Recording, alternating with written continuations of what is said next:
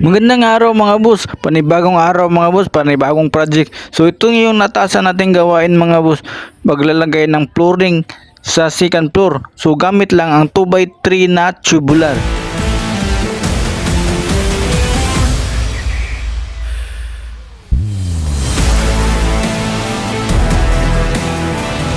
So ito yung nasa second floor mga boss. Natapos nang lagyan yung maglagay sila ng mga kabilya or mga rebar sa gilid para sa beam. So suggestion ng may-ari mga boss, ilalagay ipapatong na lang yung tubular na 2x3 sa beam, sa rebars ng beam, dahil hindi pa nabuhusan kasi yung rebars.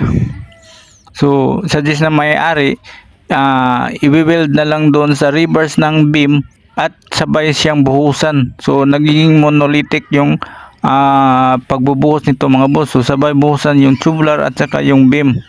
Yan yung nangyayari dito mga boss. So yan, naka full weld na yan lahat mga boss. Bali yung kapal ng ating tubular na nilagay mga boss ay 2 mm. Yan, so ito yung nasa gilid mga boss. Ito rin yung makikita sa ilalim. Nalagyan na rin yan ng beam sa gitna. So yan yung dinubli natin na 2x3 na tubular. Dinubli natin para magiging beam sa gitna mga boss. At yan yung, at nilagyan natin ng poste sa gitna. Yan yung ng division sa kanilang sala.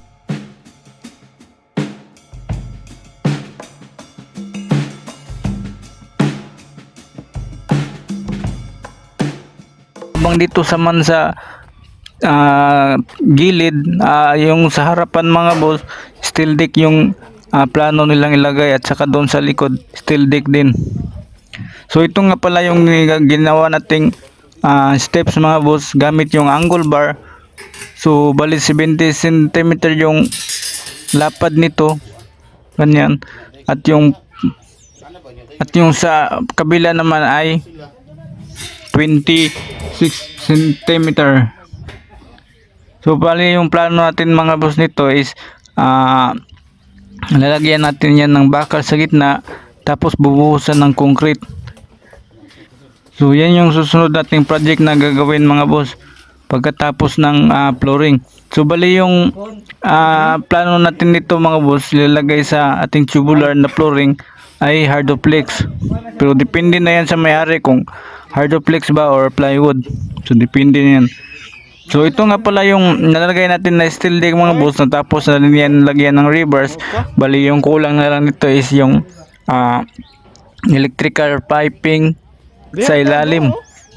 So mag-aabang tayo ng electrical dyan. So magdadata abang doon sa harapan, yan yung steel deck din yung ginamit natin.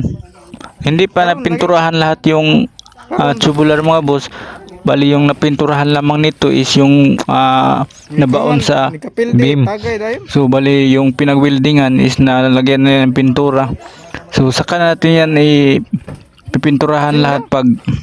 So ito nga yung ginamit yung rebars natin ito mga boss sa steel deck ay 12 mm. Yan yung nagsisilbing main bar natin, at saka 10 mm yan yung support bar natin sa ating steel deck.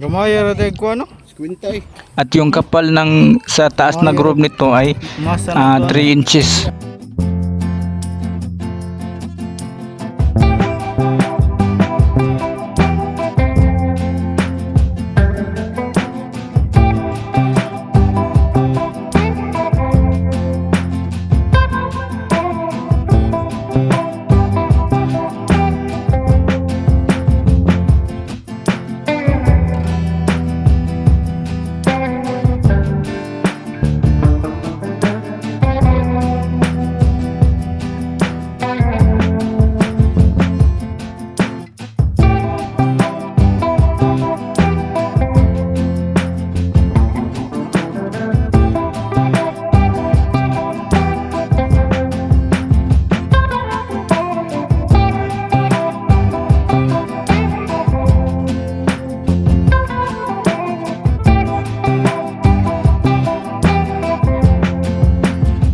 Yung distansya ng ating tubular mga boss ay 1 foot sa gitna. So gitna ng tubular at saka gitna ng tubular, so 1 foot yung distansya na. So ito nga pala sa likuran mga boss, may isang CR kasi dito nilalagay. So mag-aabang din sila ng piping dito. So yan, bali CR sa second floor at saka CR sa first floor.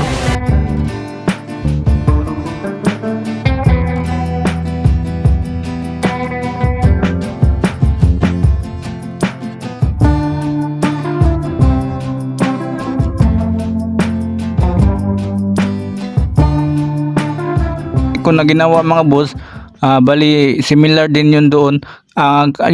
Yung pinagkaiba lang dito is from first floor, in-upgrade to second floor. Ganyan. So bali nakapansin niya sa ibaba, may kisame na siya. Ganyan. So at yung pinagwildingan natin sa ating flooring sa itaas ay yung trusses ng bubong sa first floor. So matibay din yan mga boss dahil dinubli na yan. Napansin niyo yung dubli na tubular mga boss, yan yung landing sa ating hagdanan. Yan yung landing niya from 2 mm na yung ginamit natin para sa ating tubular mga boss. 2 mm yan lahat.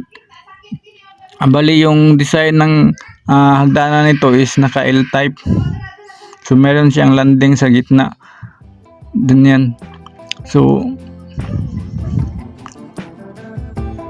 at yung kaibahan lang nito mga boss ay yung sa gitna at sa yung pinakadulo, pinakakilid niya is concrete yung ating ginawang beam.